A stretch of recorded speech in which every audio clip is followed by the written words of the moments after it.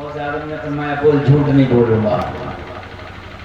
مرید جب کرتے ہیں تو ایسے آج بھی کہتے نہیں کہتے گناہ کہنے لگا حضور جھوٹ نہیں بولوں گا. بول نماز نہیں چھوڑوں گا.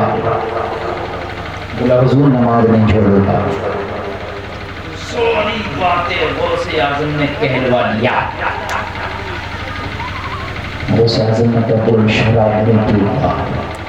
شراب نہیں پیتا. ہاتھ کھینچ لیا. کہنے لگا حضور سب گناہوں سے آپ ابھی منع کرا دیں گے تو پھر گناہ کہاں کر پاؤں گا. میں تو سوچ رہا تھا آپ کا مرید بن جاؤں گا, آپ سے میں گناہ کرتا رہوں گا. غوث پاک نے فرمایا نہیں, جب میں زبان سے کہہ دیا نا تو اس سے جھوٹ نہیں بولنا, تو جھوٹ کبھی نہیں بولنا. کہنے لگا حضور تبھی تو میں نے ہاتھ کھینچ لیا. اگر میں آپ کی بارگاہ میں کہہ دیتا نہیں پیوں گا اور پھر پی لیتا تو جھوٹ ہوتا نا, اس لیے پہلے ہی کہہ رہا ہوں پیوں گا. غوث نے فرمایا میرا مرید کو شراب پیے تو بڑی شرم کی بات ہے, دنیا میں بھی شرم کی بات ہے, محشر میں بھی شرم کی بات ہے. اور جلسے میں آنے والوں سنو, غوث فرماتے ہیں قیامت تک جو اپنے آپ کو میرا مرید مانے وہ میرا ہی مرید ہے. لوگوں اگر تم چاہتے ہو کہ ہم غوث کے مرید ہیں تو مان لو اپنے آپ کو مرید ہیں, مگر ایک بات اور بھی سن لینا, غوث یہ بھی فرماتے میرا مرید شراب پیے بڑے شرم کی بات ہے, میرا مرید جوا کھیلے بڑے شرم کی بات ہے, میرا مرید زنا کرے بڑے شرم کی بات ہے, میرا مرید نماز چھوڑے بڑے شرم کی بات ہے. اور جب تجھے مرید ہونا ہی ہے نا تو پھر سارے گناہوں سے توبہ کر کیوں نہیں لیتا. کہنے لگا حضور سارے گناہوں سے توبہ کر لی لیکن شراب میں پیوں گا یہ اجازت آپ کو دینا پڑے گی, یہ دینا. میرے غوث نے فرمایا اگر میں اجازت نہ دوں تو کہنے لگا پھر حضور مرید نہیں بنوں گا.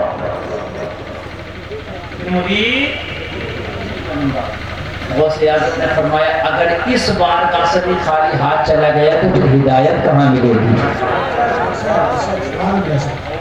اس بار کا سبھی خالی چلا گیا تو پھر کون سا ایسا گھر ہے اور کون سا ایسا گھر ہے کہ جہاں توبہ ملے گی.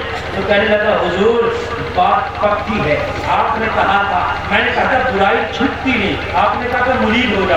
حضور مرید ہو گیا تو سرکار کو نے فرمایا میرے مریدوں کی یہی تو خاصیت ہے کہ برائی چھوڑ دے. کہنے لگا حضور سب چھوڑ دوں گا, نمازیں پڑھوں گا, روزہ رکھوں گا, قرآن پڑھوں گا, جھوٹ نہیں بولوں گا, حرام نہیں کھاؤں گا, تلاوت کروں گا, اللہ اللہ کروں گا, برائی سے رک جاؤں گا. مگر شراب حضور بڑا محبوب مشغلہ ہے, حضور یہ مجھے بڑی پسند ہے, اس کے بغیر تو مجھے چین نہیں آتا, اگر شراب نہ پیوں تو نیند نہیں آتی. میرے غوث نے فرمایا میرے مریدوں کو زیب نہیں دیتا کہ وہ شرابیں پیئیں. سرکار غوث پاک کا مرید کہنے لگا حضور بس یہ تو پینا ہے, آپ کی ساری شرطیں میں مانوں گا, میری ایک شرط آپ مانیں گے. بہت اچھا بول رہا, آپ بالکل ہٹا لو, بولو مت, میں بہت بڑھ جاؤ. سرکار غوث پاک نے فرمایا میرا مرید ہے شراب. کہنے لگا سرکار ایک شرط میری آپ کو ماننا پڑے گی, شراب کی اجازت دینا پڑے گی. سنا جلسے میں آنے والوں, اگر غوث کے ہو جاؤ تو خدا کی قسم غلط کام پھر غوث کا چاہنے والا کرتا ہی نہیں, اور اگر کبھی کرتا بھی ہے تو وہ کرنے دیتے نہیں. لیکن پہلے ہوتے جاؤ ان کے, پہلے ہوتے جاؤ.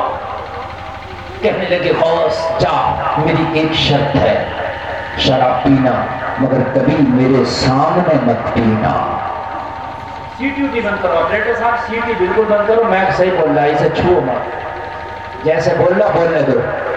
پینا مگر کبھی میرے سامنے, اور میرے سامنے, میرے سامنے.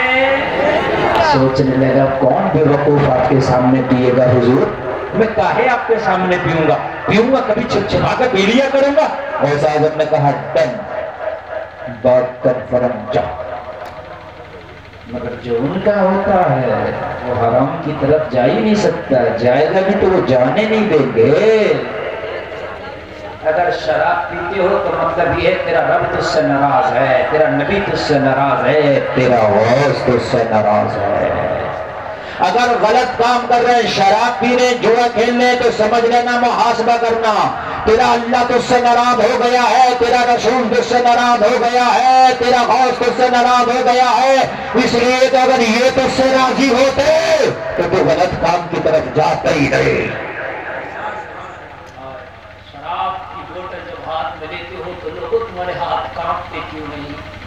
تمہارا رب تم سے راضی ہوا بیٹھا ہے، تم شرابیں پی رہے ہو. تمہارا نبی تم سے راضی ہوا بیٹھا، تم شرابیں پی رہے ہو. خدا کی قسم انہیں پر تو بھروسہ ہے. اللہ کی بارگاہ میں یہ تو تیرا نبی سفارش کرے گا، یہ تیرا غوث نبی کے کرم کو سفارش کرے گا. رب کو پہلے ناراض کر دیا، مصطفیٰ کو اپنے غوث کو ناراض کر دیا، تیری سفارش کون کرے گا مجھے بتا دو. یہ جو تیرے دوست ہیں جو تیرے ساتھ میں شرابیں پیتے، خدا کی قسم یہ تیری سفارش نہیں کریں گے. یہ تو قیامت میں کہہ رہے ہوں گے نفسی نفسی نفسی. ہائے آج مجھے اپنی پڑی ہے، اپنی پڑی ہے. اور غوث اعظم کی طرف تو کس منہ سے جائے گا یہ تو بتا. کون سا چہرہ لے کے جائے گا یہ تو بتا. تو عبد القادر کو تو دنیا میں ناراض کرے بیٹھا، مصطفیٰ کی بارگاہ میں کس چہرے سے جائیں گے یہ تو بتاؤ. نبی کو تو پہلے ناراض کر کے بیٹھے ہو. تم نے فلمی دنیا والوں کے طریقے کو اپنایا تھا، ان کے طریقوں کے تم کھاتے تھے، چل کے اٹھ کے کھڑے ہو کے کھاتے تھے. کبھی مصطفیٰ کی سنت کے طریقے پہ بھی کھا کے دیکھا ہوتا. تم فلمی دنیا والوں کی طرح پھٹی ہوئی پہنتے، ہاتھ لباس چوس لباس ہاف لباس پہنتے تھے. کبھی نبی کی سنت کے مطابق بھی تو پہن کے دیکھا ہوتا تاکہ میدان محشر میں کہہ دیتا آقا میں تو آپ سے محبت کرتا تھا، میں تو کپڑے بھی آپ کی سنت کے مطابق پہنتا تھا.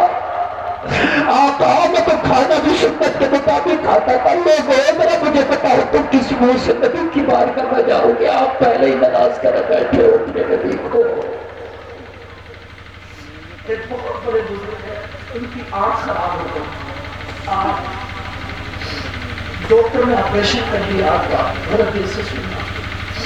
ڈاکٹر نے کہا نماز نہ پڑھنا، اس لیے کہ سجدہ کرو گے نا تو آنکھ کو پھر زور آ جائے گا. میں نے آپریشن کیا، خراب ہو جائے گی. کچھ دن کے لیے نماز نہ پڑھنا. ماں نے نہیں نماز پڑھی مگر بیٹھ کے پڑھی، سجدہ اس طرح سے نہیں کیا، اشارے سے کر لیا. اللہ جس کو نماز پڑھتا وہ کہاں چھوڑ سکتا ہے. لیکن جو سجدے کا حق تھا نا، وہ سجدہ جو زمین پہ پیشانی ٹیکی جاتی ہے نا وہ نہ ٹیکی کیا، پھر بھی اشارے سے وہ نہ ٹیکی. گھر والے کھانا دیتے، نہ صبح کو کھاتے نہ شام کو کھاتے، دوا پہ دوا دونوں ٹائم، مگر کھانا ایک وقت نہیں. کئی دن ہو گئے، کمزور ہو گئے، لاغر ہو گئے. گھر والوں نے پوچھا، بیٹے نے پوچھا میرے باپ، بیٹی نے پوچھا میرے باپ تو کھانا کیوں نہیں کھاتا یہ تو بتا. دوا پہ دوا کھاتا ہے، کھانا نہیں کھاتا. اس اللہ والے نے جواب دیا جب میں اس رب کا سجدہ نہیں کر سکتا تو کس منہ سے اس رب کا رزق کھاؤ. شرم آتی ہے، شرم آتی ہے، شرم آتی ہے. اس کا رزق کھاؤ، کس منہ سے کھاؤ اس کا رزق؟ اس کا سجدہ نہیں کر سکتا. میں نے سوچا جب تک کہ صحیح طریقے سے اس کا سجدہ نہیں کر سکتا میری آنکھ شرم آتی ہے، نہیں کھاؤں گا اس کا رزق. آپ نے ایک مثال سنی ہوگی نا، منہ کھاتا تو آنکھ شرم آتی ہے. سنیے کہ نہیں سنیے؟ جس کا کھاتا اس کا دل جاتا ہے. یہ جلسے میں آنے والے کسی کے پاک کا ہے، خدائے پاک کا کھاتا ہے، اللہ کا کھاتے ہوئے نہیں کھاتے. تمہارے نصیبوں کا تمہارے رب نے تمہاری ماں کے پیٹ میں بھی رکھا تھا. لوگوں ماں کے پیٹ میں بھی بچہ کھاتا ہے. اور جب تم پیدا ہوا تھا نا دنیا میں آیا تھا، آج تم حرام حلال کما رہے ہو، جھوٹ بول بول کے کما رہے ہو، لوگوں کو ستا ستا کے کما رہے ہو کہ مجھے مل جائے. اور ایک جگہ تو حرام طریقے سے کمایا، حلال طریقے سے تیرے حصے کا اللہ نے رکھا.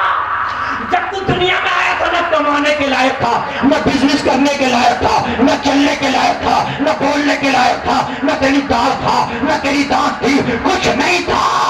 اس وقت بھی تو اللہ نے تیرے کھانے کا انتظام تیری ماں کی چھاتی میں دودھ رکھا تھا.